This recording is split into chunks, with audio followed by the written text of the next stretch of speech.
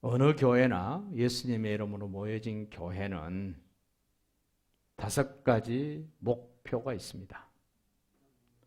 예수 그리스도께서 주신 2가지 핵심적인 말씀에 근거해서 우리 교회의 목표뿐만 아니라 내 목표이기도 합니다. 왜냐하면 교회의 이론이 여러분이기 때문에 그렇습니다. 우리 기독교는 건물이 교회가 아닙니다. 근데 많은 분들이 예배당 크면 큰 교회라 그럽니다. 큰 교회 아닙니다. 소위 훈련되어진 교인이 있는 곳이 큰 교회입니다. 하나님이 부르신 부르심에 합당하게 사는 것, 그 사람이 교회입니다. 우리는 천주교가 잘못됐다고 기독교, 개신교로 나왔습니다마는 언제부턴가 모르게 우리 기독교가 천주교를 닮아갑니다. 그 대표적인 것이 예배당을 크게 짓고 화롭게 짓는 겁니다. 성물을 건사하게 만드는 겁니다. 꼭 기억하십시오. 하나님은, 예수님은 성전 잘 지어놨던 성전도 무너뜨렸었습니다. 왜 그랬을까요? 예수님이 오기 전에는 성전이 있어야만 했습니다. 왜? 앞으로 예수님이 오셔서 하실 일이 이러한 일이기 때문에 그 일을 성전이 대신 보여주고 설명했습니다. 그런데 이제 성전보다 더 크신 예수님이 오셨기 때문에 우리는 성전 필요한 것이 아니라 예수님이 필요합니다. 잘 이해하시기 바랍니다. 우리는 성전이 필요한 것이 아니라 예수님이 필요합니다. 특별히 마태복음 12장에서 예수님이 말씀하세요. 유대인들이 들으면 깜짝 놀랄 이야기 4개를 이야기를 합니다. 안식일? 꼭 죽죠? 근데 예수님이 뭐라 그러십니까? 나는 안식일의 주인이다 이래요. 사람들이 안식일을 위해서 일을 했는데 꼼짝을 못했는데 안식일이 나를 위해서 있다는 겁니다. 하나님의 사람들에게 있다는 겁니다. 그날은 안식일의 주인 되신 예수님을 위하여 우리는 살아야 되는 날입니다. 먹는 것도 마시는 것도 오직 예수님을 위하여 해야 될 날이 저희 주일입니다. 주일은 하루 종일 주님을 위해서 사셔야 되는 날. 월요일부터 토요일까지는요, 자기를 위해서 살았다면 하루는 주님을 위해서 사셔야 됩니다. 또 한 가지 12장에서 말합니다. 나는 성전보다 더 크다. 히브리 사람들은 성전 그러면 뗄 수 없습니다. 그들의 존재가 성전 때문에, 그들의 가정이, 그들의 민족이 성전하고는 뗄래야 뗄 수 없던 독특함을 가진 히브리 사람들. 그런데 성전보다 더 크신 예수님을 죽입니다. 몰라서. 예수님은 솔로몬 성전보다 더 크신 분입니다. 그 크신 분을 성전 안에다 가둘라니까 안 되죠. 성전보다 더 크신 예수님이 내 안에 들어오셨습니다. 내가 그대로 있으면 안 됩니다. 내가 깨져야지 예수님이 내 안에 살아 계실 수 있습니다. 예수님은 나보다 크십니다. 성전보다 크십니다. 예수님은 솔로몬보다 더 크다 이래요. 솔로몬이 부귀영화를 누렸습니다. 권력을 가졌습니다. 그리고 이 땅에 태어난 모든 사람들이 부러워하는 지혜가 있었습니다. 여러분, 지혜라는 말은 잘 듣는 겁니다. 우리는 지혜를 다르게 생각하죠. 지혜는 잘 듣는 것이 지혜예요. 또 한 가지 예수님 말씀합니다. 나는 요나보다 더 크다. 요나가 회개하라고 외쳤을 때 니느웨 성의 사람들, 짐승으로부터 왕까지 다 철저히 회개합니다. 근데 보십시오. 요나보다 훨씬 더 크신 예수님이 오셔서 회개하라 그러는데 안 합니다. 그러니까 예수님을 죽이죠. 자기가 회개를 하면 예수님을 안 죽일 텐데 자기가 회개가 안 되니까 예수를 죽이는 거예요. 그 예수님이 오늘 마태복음 마지막에서 결론 중에 결론으로 말씀을 합니다. 우리는 위대한 계명이 있습니다. 읽어볼까요? 예수께서 이르시되 내 마음을 다하고 목숨을 다하고 뜻을 다하여 주 너희 하나님을 사랑하라 하셨으니 이것이 크고 첫째 되는 계명이요 둘째도 그와 같으니 내 이웃을 내 자신같이 사랑하라 하셨으니 이 두 계명이 온 율법과 선지자의 강력한 명령이다. 여러분 두 번째 그 명령을 보십시오.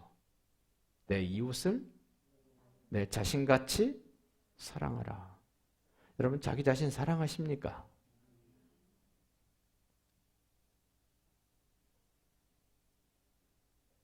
육신적으로 사랑하지 마시고 예수님이 나의 주인이기 때문에 내 몸을 성전 삼고 계시기 때문에 나는 나를 사랑할 수밖에 없습니다. 그 사랑이 실천될 때 비로소 이웃 사랑이 가능하다는 겁니다. 근데 우리는 자기는 사랑 안 하면서 이웃 사랑부터 하려고 그랬습니다. 안 되는 일입니다. 자기를 사랑하시기 바랍니다. 자기를 학대하고 자기를 무시하고 자기를 막 정죄하고 한숨 쉬고 탄식하지 마시고 예수님이 엄청난 값을 지불하고 나를 사셨다는 사실을 깨닫고 자기를 사랑하십시오. 자기만 사랑하면 안 됩니다. 자기를 사랑하는 것 같이 이웃을 사랑하기 위해서 사랑하는 겁니다. 다시 말하면 자기를 사랑할 줄 모르는 사람은 이웃 사랑 불가능합니다. 저도 참 많이 들었습니다. 하나님 사랑하고 이웃 사랑하라고. 근데 하나님 사랑은 예배로 가능합니다. 순종으로 가능합니다. 하나님 사랑은. 그런데 이웃 사랑이 잘 안 됩니다. 왜 안 됩니까? 자기를 사랑할 줄 몰라서 이웃 사랑이 안 됩니다. 그래서 우리는 자기를 왜 사랑해야 되는 걸 아십시오. 예수님이 사랑하시고 하나님이 사랑하셨기 때문에 나도 나를 사랑해야 된다는 겁니다. 사랑해야 될 근거. 지지리도 못났고 가진 것도 없는데 뭘 사랑할 게 있나? 아닙니다. 예수님이 값을 크게 지불하셨기 때문에 나는 나를 사랑해야 합니다. 위대한 사명.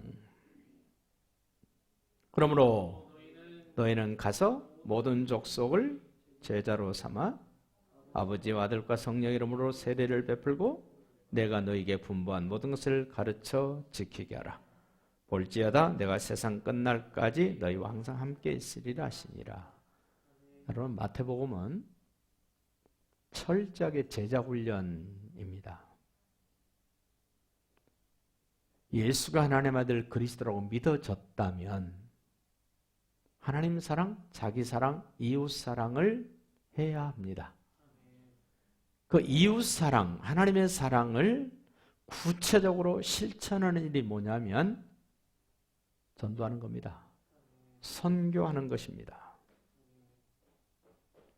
선교는 특별한 사람만 하는 것이 아니라 예수가 하나님 아들 그리스도라고 믿어진 모든 사람은 선교사입니다. 전도할 수 있습니다. 제가 중국을 가보고 몽골을 가보고 인도를 가보면서 느끼는 게 있습니다. 우리는 뭘 많이 배우고 알아서 전도하고 선교하고 주의를 할 거라고 생각하는데 그렇지 않습니다. 여러분, 캄캄한 어둠 속에서는 조그마한 반딧불도 빛이죠. 여러분, 빛이 커야 됩니까? 조금만 해도 빛은 빛이에요. 어둠이 물러갑니다. 그런 관점에서 우리를 돌아볼 수 있기를 바랍니다. 나 같은 사람이 무슨 전도라고 선교를 하나? 아닙니다. 우리는 빛의 자녀로서의 사명이 있습니다. 빛은 가만히 있어도 어둠이 물러갑니다. 어둠이 세상에 꽉 들어차 있을 때 빛이 된 우리가 걸어가면 어둠은 물러갑니다. 없어지지 않습니다. 물러갑니다. 빛이 약해지고 빛이 없어지면 어둠이 다시 지배하고 정복을 하게 됩니다. 자, 첫 번째 목표 봅시다. 첫 번째 목표. 내 마음을 다하여 하나님을 사랑하라. 우리 교회는 사람들이 주님을 찬양하도록 예배하도록 돕습니다. 그럼 첫 번째 목표 뭘까요? 교회의 목표. 예배해야 됩니다. 예배. 교회에 와서 예배가 안 된다. 내가 구원받았는데 예배가 안 된다. 심각하게 생각을 하셔야 됩니다. 예배다운 예배를 드리려면 마음을 다하여 예배하십시오. 힘쓰고 애써서 찬양하십시오. 예배는 저절로 되어지지 않습니다. 지금도 목이 좀 불편합니다만은 목이 좀 불편하니까 찬송이 안 돼요. 그래서 그냥 속으로만 하니까 더 답답해요. 작은 소리를 하려니까 더 힘듭니다. 차라리 마음껏 소리를 내서 마음을 담아서 예배를 드리는 게 낫지. 살살하거나 립싱크로 하니까 더 힘들더라고요. 마음을 들여서 할 수 있기를 바랍니다. 두 번째 목표입니다. 내 이웃을 내 자신같이 사랑하라. 우리 교회는 사람들이 자신의 사역을 찾도록 돕습니다. 사역, 섬김입니다.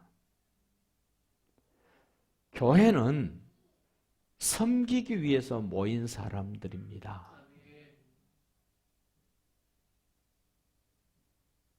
섬긴다는 것은 사랑한다는 말입니다.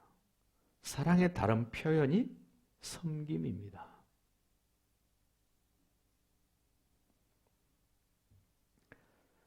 우리 주님이 이 땅에 섬기러 오셨습니다. 하나님이신 예수님이 섬기는데 우리가 못 섬길 이유가 없죠. 예수가 하나님 아들 그리스도를 믿어졌다면 섬기십시오. 섬긴다는 말은 내가 다른 사람 밑으로 들어간다는 말이에요. 그 사람이 아무리 꼴보기 싫고 부담스럽더라도 그 사람 밑에 들어가서 그 사람을 이해하고 그 사람을 섬겨보십시오. 새로워집니다. 미운 상태로 계속 있으면 해결이 안 됩니다. 그러나 불편함에도 불구하고 미움에도 불구하고 내가 그 사람을 예수님의 심정으로 섬기게 되면 바뀌어집니다. 교회의 목표는 섬기는 사역을 해야 됩니다. 교회에 와서 섬기는 사람이 아무도 없다면 그 교회 건강하지 못합니다. 다른 지체들을 위해서 내가 섬길 수 있는 일이 무엇인가를 찾으십시오. 아니면 저에게 물으십시오. 제가 뭔가를 좀 하고 싶은데 뭐 할까요? 교회 할 일 많습니다. 세 번째, 가서 모든 민족을 제자로 삼아라. 우리 교회는 사람들이 자신의 사명을 완수하도록 돕습니다. 사명이 뭡니까? 전도입니다. 전도. 선교, 전도. 이웃을 사랑하는 구체적인 실천이 전도입니다. 이웃 사랑한다 그러면서 전도 안 하면 그 사랑 아닐 수 있습니다. 이웃 사람들을 사랑한다면 정말로 좋으신 예수님을 전해 주셔야 됩니다. 우리 자신의 사명, 전도입니다. 우리 자신의 사명, 선교입니다. 특별한 사명이 있어야 선교하고 전도하는 것이 아니라 구원받은 사람들은 다 전도하고 선교해야 합니다. 그저께 저희 교회 처음으로 오신 어떤 목사님이 저를 아주 당황스럽게 하시더라고요. 여자 목사님이신데 저를 보더니 예수님 본 것 같습니다. 아이고 제가 얼굴이 화끈거려가지고요. 왜 날 보고 예수님 본 것 같다 그럴까?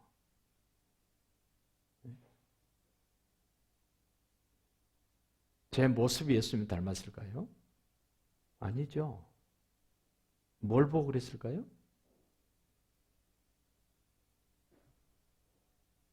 저에게서 뭔가가 느껴져서 그랬을 거예요. 그분이.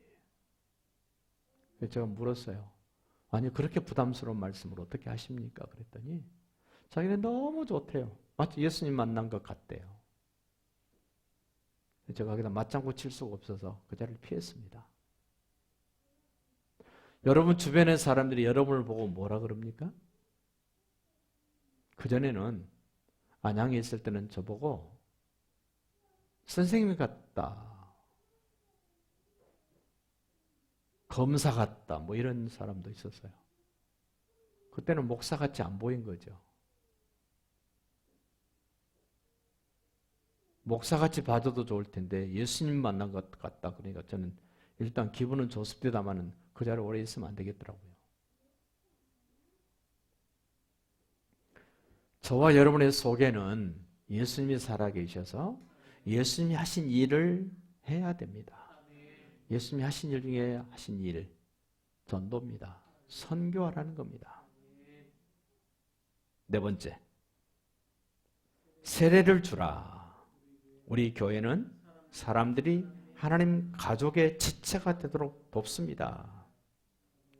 여러분 가족끼리는 교제하죠. 식구가 무슨 뜻이에요?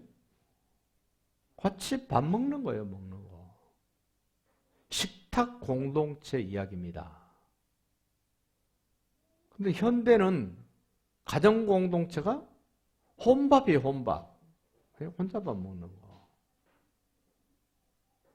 옛날부터 밥상 공동체가 안 되면 가정이 안 됩니다.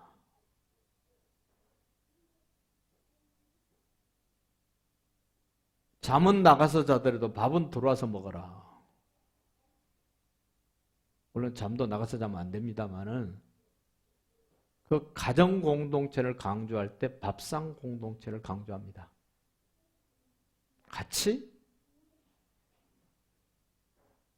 교제하는 거. 여러분 가족 중에요. 가족 공동체의 중요한 것이 뭐냐면 책임입니다. 책임. 가족 공동체가 되기 위해서는 각자가 책임이 있습니다. 아버지가 책임을 안 해봐요. 그럼 가족들이 죽어나는 겁니다. 자식이 책임을 안 해보십시오. 건강한 가정은 공동체를 이루기 위하여 각각 책임이 있는 것을 감당해야 됩니다. 책임 감당이 안 되면 건강한 공동체가 될 수 없습니다. 교회에서도 목사가 해야 될 책임을 안 지면 성도들이 힘들죠. 성도들이 책임져야 될 부분을 성도가 책임 안 지면 목사가 죽어납니다. 어떤 공동체든지 마찬가지입니다. 식구라는 것은, 교제한다는 것은 책임 감당을 제대로 해줘야 된다는 거예요.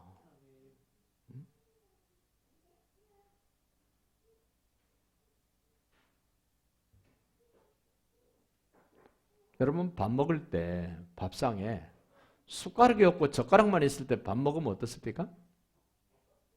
맛있는 국물 같은 거는 아예 못 먹죠. 숟가락이 책임을 해줘야죠. 젓가락이 책임을 해주고. 그래서 여러분의 가정에 각각 책임 있는 일을 잘 감당할 수 있는 건강한 가정 공동체 교제가 이루어지시길 바라고, 여러분의 가정이 건강해야 우리 교회도 건강해집니다. 가정이 부셔지고 망가졌는데 그 사람들이 모이는 교회, 건강한 교회 될 수 없습니다.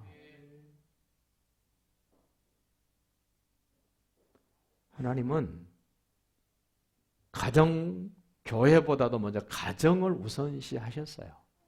그래서 에덴 동산에 교회를 세워주지 않고 뭐부터 세웠습니까? 가정부터 세웠어요. 예? 여러분 꼭 기억하십시오. 가정을 내팽개치고 교회 일부터 해라. 아닙니다, 그거. 가정이 우선입니다. 가정이 건강해야 그 교회가 건강해질 수 있기 때문에 그렇습니다. 가정을 무시하고 교회만 열심히 해라? 그 교회 얼마 안 가면 문제 반드시 생깁니다. 근데 사람들이 이원론적인 생각을 해서 그럴 때가 있습니다.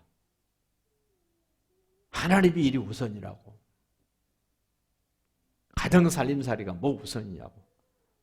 그런데요, 예수님은 그러시지 않으세요. 가정생활도 중요하고 교회도 중요합니다. 먼저 어디입니까? 가정입니다. 초대교회 당시에 교회가 출발되는 곳이 어디였습니까? 전부 가정이었습니다. 우리나라의 대단한 교회들도 출발될 때 몇 가정이 모여서 교회를 시작했습니다. 그때 가정이 건강했기 때문에 교회가 멋지게 갈 수 있었습니다. 그 첫 번째 시작했던 가정들이 깨졌다면 그 교회도 깨졌을 겁니다. 그런 맥락에서 여러분의 가정이 건강한 공동체, 밥상 공동체, 교제가 이루어질 수 있기를 바랍니다. 다섯 번째, 가르쳐 지키게 하라. 우리 교회는 사람들이 영적 성숙을 향해 자라도록 돕습니다. 성장하고 성숙해야 됩니다. 어떻게 성장할 수 있습니까? 훈련으로 됩니다. 사람들은요, 훈련받기를 무척이나 싫어합니다. 그런데 훈련받지 않으면 좋은 일꾼이 되지 않습니다. 예수님이 3년 동안 갈릴리 바닷가 어부들을 데려다가 3년 동안 훈련시켰습니다. 그랬더니 그 어부들이 세계를 변화시키는 하나님 나라의 멋진 장관들이 됐습니다. 단순한 일꾼이 아닙니다. 엄청난 장관이 됐습니다. 그 모습을 마태복음 10장은 보여줍니다. 훈련하지 않으면 성장되지 않습니다. 훈련하지 않으면 인격도 새로워지지 않습니다. 훈련하지 않으면 삶이 안 바뀝니다. 좋은 제자는 태어나는 것이 아니라 훈련으로 됩니다. 우리 교회 훈련이 뭐 있습니까? 예배도 훈련입니다. 기도도 훈련입니다. 찬양도 훈련입니다. 성경 공부도 훈련입니다. 봉사도 훈련해야 됩니다. 전도도 선교도 훈련해야 됩니다. 성경 읽는 것도 훈련입니다. 훈련 안 하고 되는 일이 없습니다. 특히 하나님과 관계된 영적 일은 훈련 안 하면 안 됩니다. 훈련이 왜 힘듭니까? 하기 싫어도 해야 되기 때문에 그렇습니다. 뻔히 아는 일인데도 반복하기 때문에 힘이 듭니다.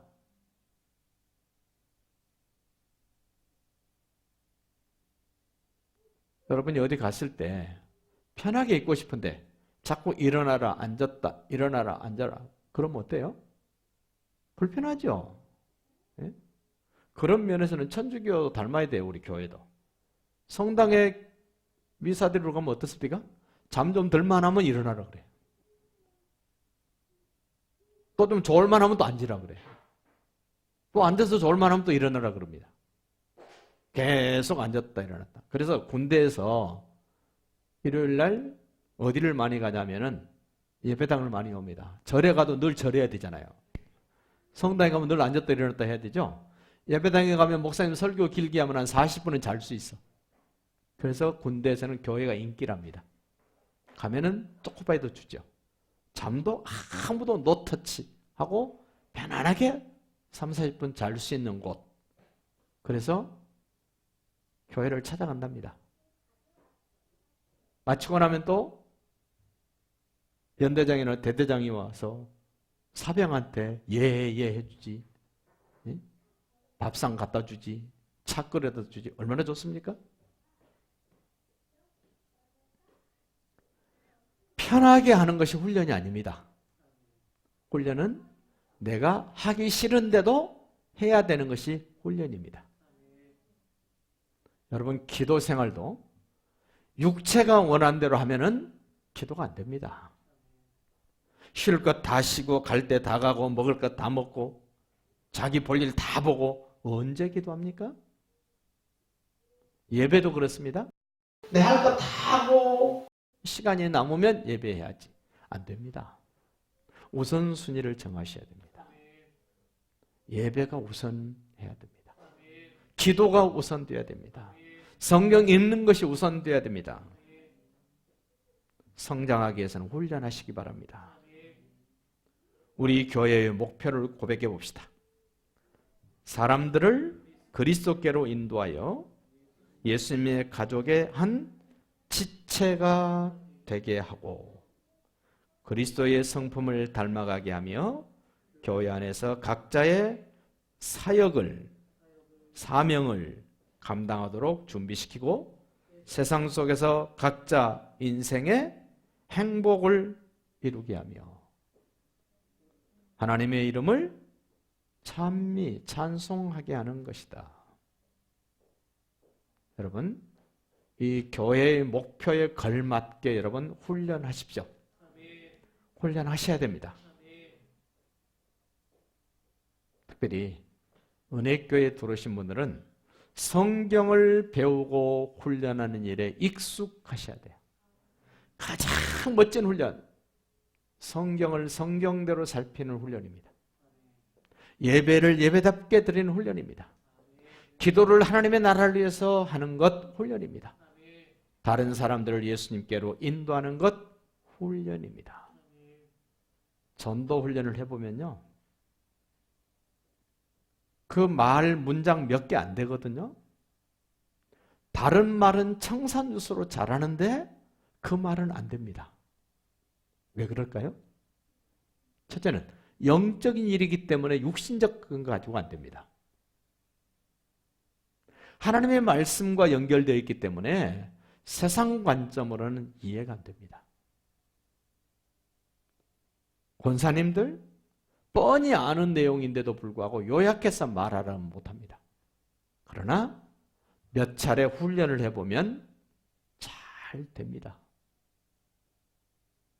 이제 봄 되면 우리 나가서 전도해야 됩니다.